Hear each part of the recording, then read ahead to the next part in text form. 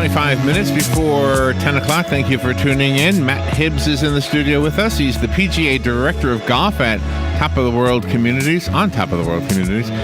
He's talking to us about the 12th annual Ocala Open Charity Pro-Am event and Ocala Open Golf Tournament beginning on Tuesday, March 20th and going through Friday, March 23rd at the Candler Hills Golf Club at 8137 Southwest 90th Terrace Road here in Ocala. And so good morning. We are golf aficionados. No, we're not really. Good morning, Matt. How you doing? Good. How's everybody this morning? Yeah, it's good. You said it's cold outside. It is cold. Well, last time I was here about a week and a half ago, it was about 75 degrees. Now, driving over here, it was about 36 degrees. That's about normal for the state of Florida, though. You get those temperature fluctuations. But I'll tell you what, I was at the golf course earlier this morning. We got a tournament going, and they're all still playing. 80 golfers teeing it up. Gosh, oh my gosh! So it gets cold. I mean, the cold wears on you a little bit, but this is just shows you that I'm not a golfer. Do all three golf courses at the top of the world qualify to be courses you could have a tournament on, or does that? Yeah, they're all three-year championship style, so they're all rated by the USGA. They come in and do an official rating on each golf course.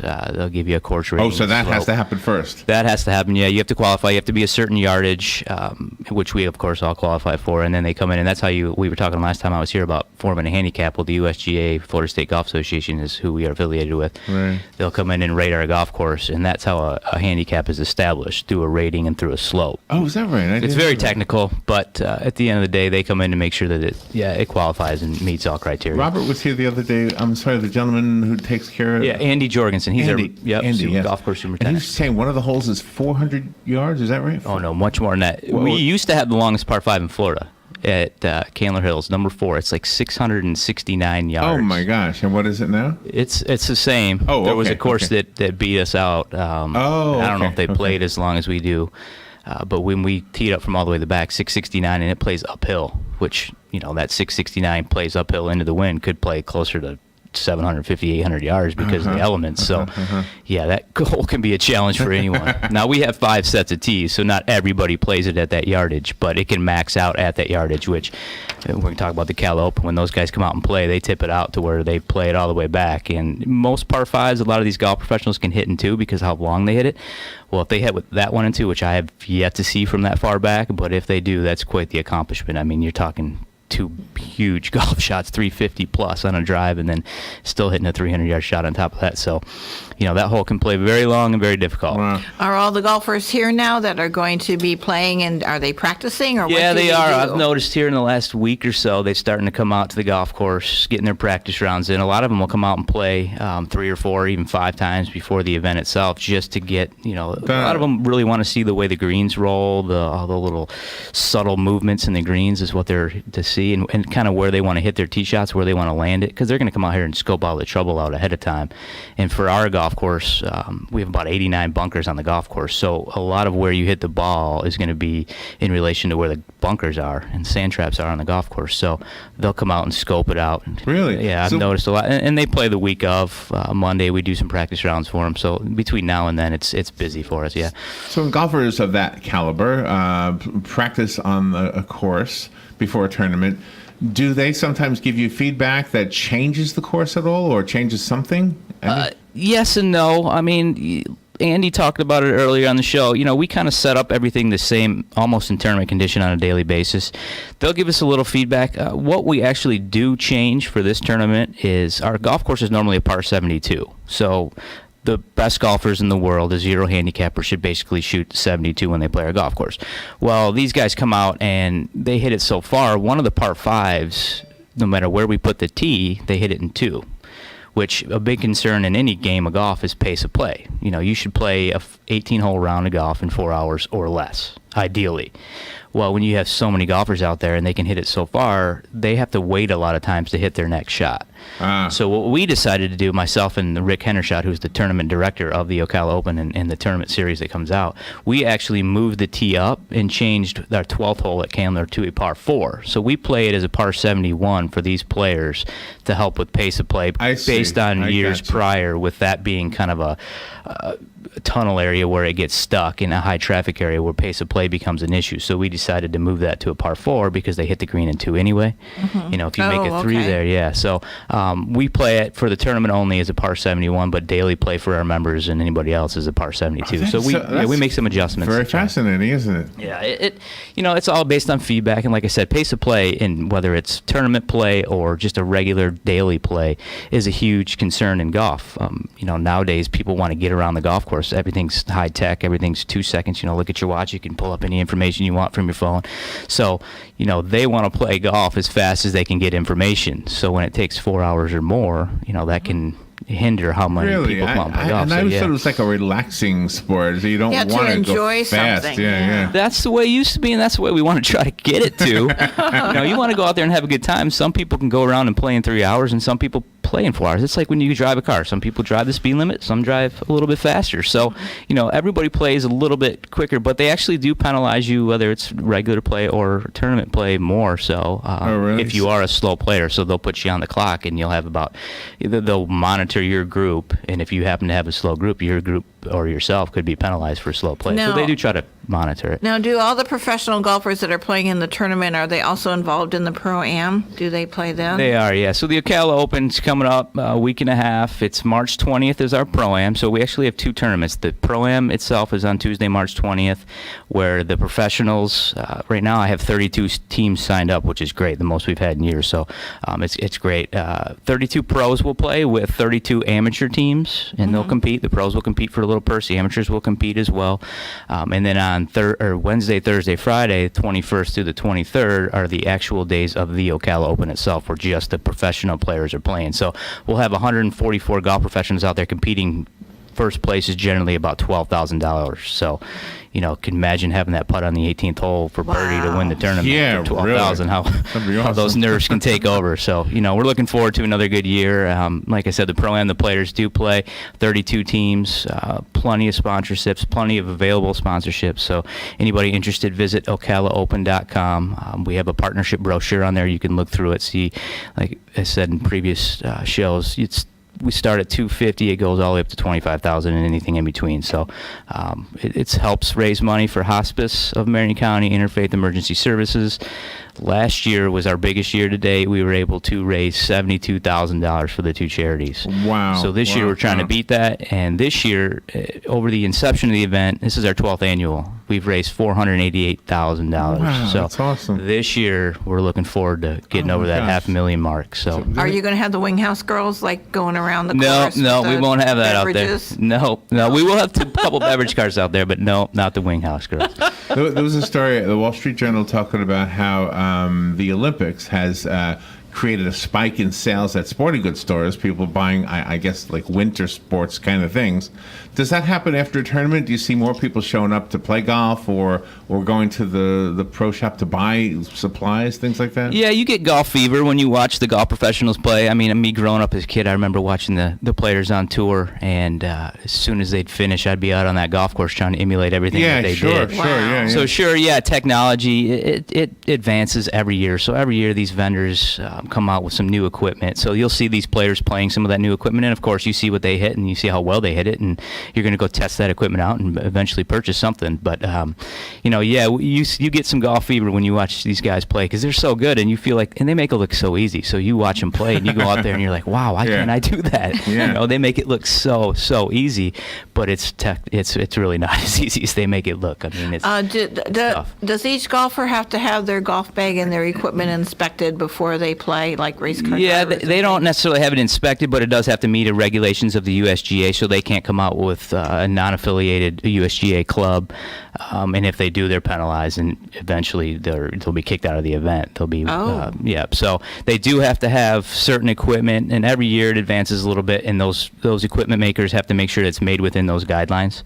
So as long as it's to spec, they're fine. And you can only have, this is a little tidbit for everybody, you can only have a maximum of 14 clubs in the bag, or you get penalized penalized as well. So they have to have 14 clubs or fewer in their bag. Now they can have 10 if they want, but the maximum is 14. So that's another rule that as they go to the first tee, if they have a caddy or they don't, they'll make sure they count their golf clubs. Because a lot of times they're testing out which driver they want to hit that week, what irons they want to hit, what putter they want to use.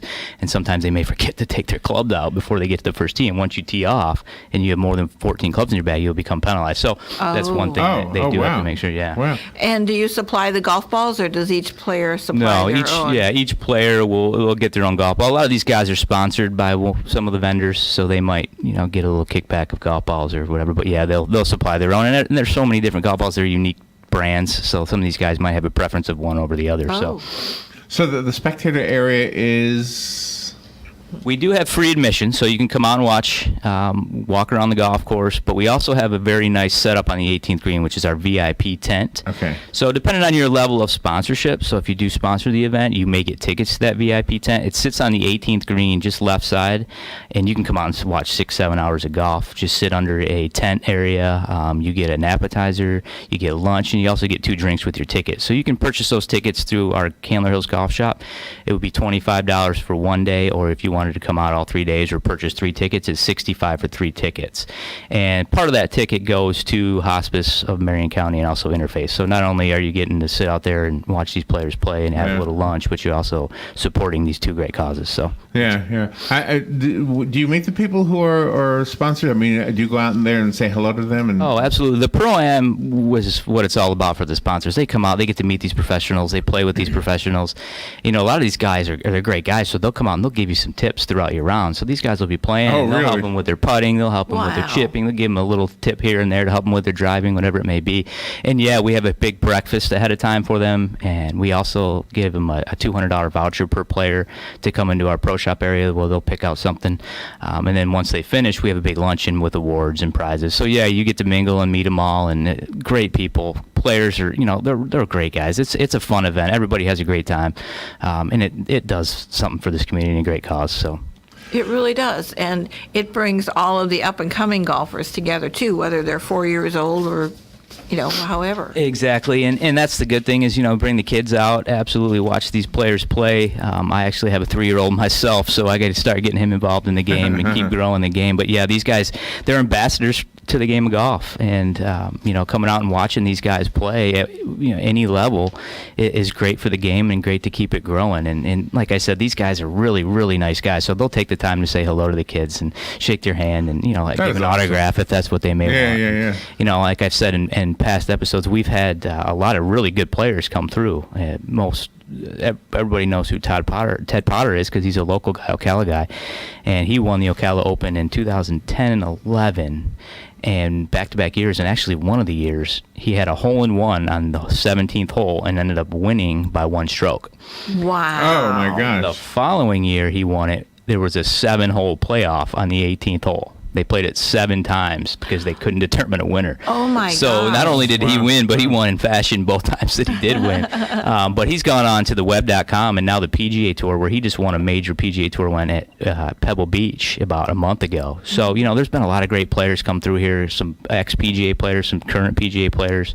Another good one's Keegan Bradley. He won a PGA championship. Can't remember what year. It's probably been 8 to 10 years ago. But, he played in the Ocala Open as well. So, yeah, there's a lot of good players that come through.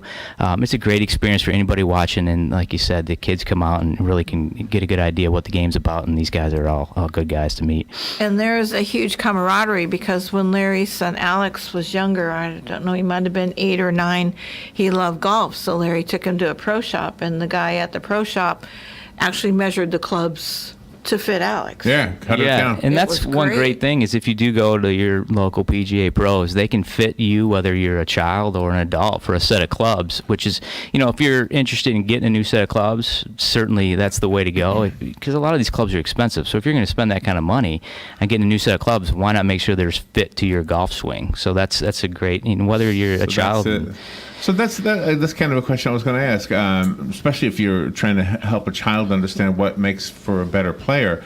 Do you encourage them to not focus on the equipment and focus more on their skills, or does the equipment really make that much of a difference? I mean, at the end of the day, you've got to be able to hit the golf ball, whether you're hitting it with a iron from 20 years ago or one of the new technology irons. I mean, yeah, the new technology might help you a little bit as far as maybe a little extra distance.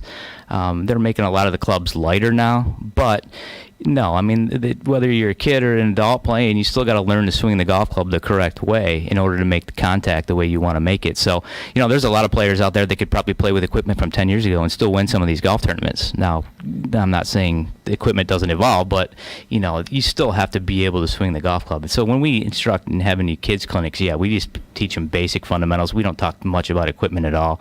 I mean, a lot of the kids sets might only have a pitching wedge, a 7-iron, a 5-iron, and a driver. I mean, they might only have 5 golf clubs and a putter, so 5 or 6 golf clubs. So, we just teach them the basic fundamentals of the game, get them involved that way, and then, as they grow, of course, the technology will help them out. But initially, no, we just kind of get them to swing. And I'm guessing the camaraderie between father and son, let's say mother and daughter, father and daughter, it's got to be the whole experience, right? You get up early, you go get breakfast, right? Absolutely. You never start at noon, right? You're always starting in the early morning. No, not always. It depends. Not always? Okay. Yeah, I mean, you're probably better off, at least in Florida, in the summer playing in the morning because of the heat. But no, you can play throughout the day. And to your point, I mean, I grew up lucky enough to grow up with a father and mother who both play golf. So, I, of course, went out and played as much as I could. And my dad taught me a lot of stuff about golf. And granted, he swings from the left side. I swing from the right side. But the fundamentals really? are basically the same. So he's actually taught me a lot about what I know, and I hope to carry it on to my son as he gets older as well. So, yeah, I mean, it's great camaraderie. It's a great social experience. It doesn't always have to be about competition. It can also be about having a good time. And that's what the Pro-Am does for these players, too, is they go out there and enjoy it. I have a question for you. You mentioned that you can learn from watching the pros. Can you learn from watching yourself? I know there's videos on YouTube of like golfers, and they're actually looking at videos of themselves. Absolutely. So now, like I said, with a lot of this technology, whether you have a phone, an iPad, or whatever it may be, you can actually videotape your swing, and you can kind of tweak what you need to do with your swing. So you see what you're doing wrong. Exactly right. Now, granted, it's probably a little better to have an instructor there to help you and see it, and so you can kind of do it on the go. But yeah, I mean, you can videotape your swing and look and see kind of what you're doing right or wrong. But I've been playing the game for so long that, when I had a bad shot, I probably have a pretty good idea, understanding what I need to do to improve it. But, that doesn't mean that I can't learn from my own swing. So yeah, you can learn from your own swing and others. What about those I don't know what I want to call them games, but it's like a big wall, it's like a picture of a golf course, and you're swinging, and then the ball literally smacks the cloth. Yeah, it's a simulator. And somehow the computer tells you where the ball would have gone if you really hit it. It's incredible. Does that help as far as learning? Yeah, absolutely. Yeah? I mean, now, does it tell you everything it would on a live golf course or hitting balls on a driving range outside? No. But, you can get a pretty good understanding. I mean, the technology is so great on those.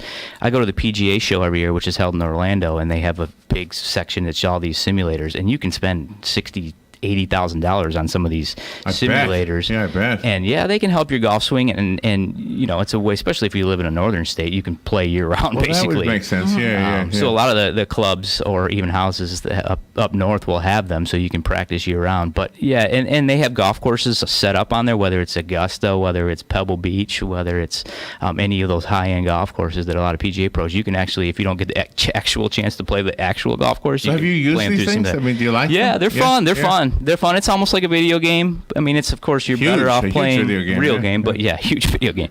Yeah, it's a lot of fun. It's a lot of fun.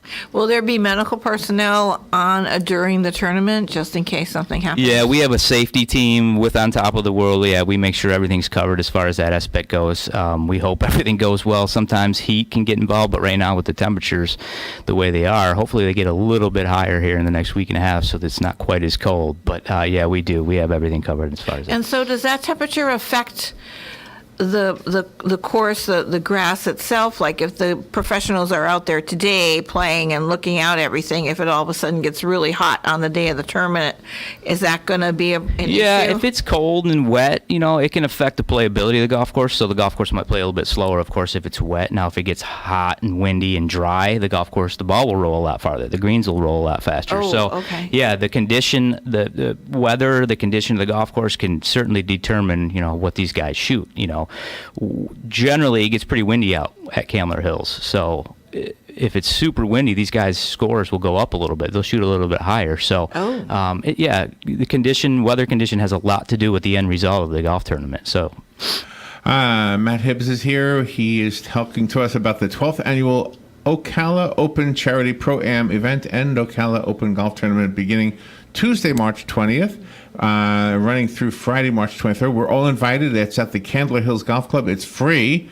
If you want to be a spectator at the 18th hole, you have to pay for that. That's the VIP only. You can come out and sit at the 18th hole. We have some bleachers out there, free admission to those. But if you want to be the VIP part of the VIP tent, which sits up under the tented area, again, you get an appetizer, lunch, and 2 drinks. It's $25 for 1 ticket, or 3 tickets for $65. That's very affordable. Not bad at all. And like I said, part of that goes towards the Hospice of Marion County Interfaith Emergency Service. And as far as being a sponsor, is it too late to get in on that? Absolutely not. No. Come on out. Take a look at the golf course if you want. Go to the website, ocalaopen.com. And like I said, you can sponsor from anywhere from $250 to $25,000 and anywhere in between, all kinds of levels. Check out the website. Look at this sponsorship brochure. It'll give you all the information that you need. We didn't ask about TV, or did I not hear you say it? No, not any TV coverage. We'll have some media out there, do some interviews. You can watch some of the event. We'll have it on Facebook Live, especially the last day as we get closer to the winter. What they'll do is Wednesday, Thursday, we'll have 144 players. They'll make a cut Thursday evening, afternoon, and it'll cut down to about 55 golfers, give or take. So the Friday day was where we get really, really interesting. And like I said, when Ted Potter won it, it was a 7-hole playoff. So once they finished, it took another 7 holes to determine our champion. So they played the same hole 7 times, and man, it was great to watch. You make me want to go play golf, Matt. All right, so the websites, correct me if I'm wrong, Ocala Open is ocalaopen.com. You got it. On Top of the World is ontopoftheworld.com. Candler Hills is candlerhillsgolfclub.com. Absolutely. Correct? Anything else we should let the listeners know? No, that sounds about right. All right. So what are you doing the rest of today? Well, I got to go back to the office. We actually have our club championship going on Top of the World. Like I said, they were teeing off this morning. It was getting a little cold. Warming up now for them, but it's their major tournament of the year. So we basically determine who the best men's and women's golfer is at the club. You have such an active community, and you're such an important part of that. Well, thank you. Thank you for coming. Thank you guys for having me again. It's always fun, man. I'd rather do this than politics any day. Thank you. All right, we will be right back.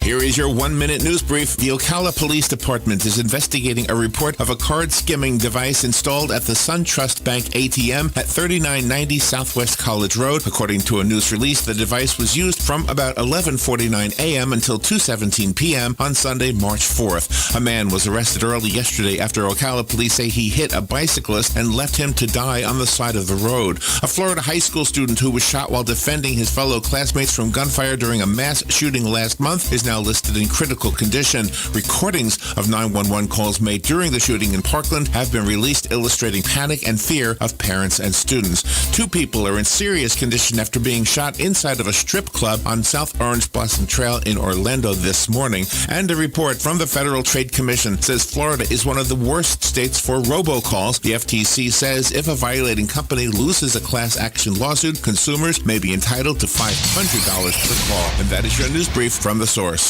Broadcasting from the Paddock Mall Studios, this is WOCA, Ocala.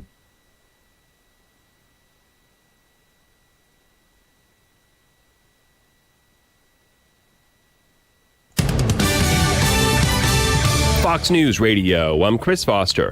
A lot of jobs were added to the economy last month, and a lot more people want those jobs. 313,000 jobs created in February. The unemployment rate holds at 4.1% as 806,000 people enter the labor force. That is the largest one-month gain since 1983. Fox's Adam Shapiro at the Commerce Department in D.C. Wages were up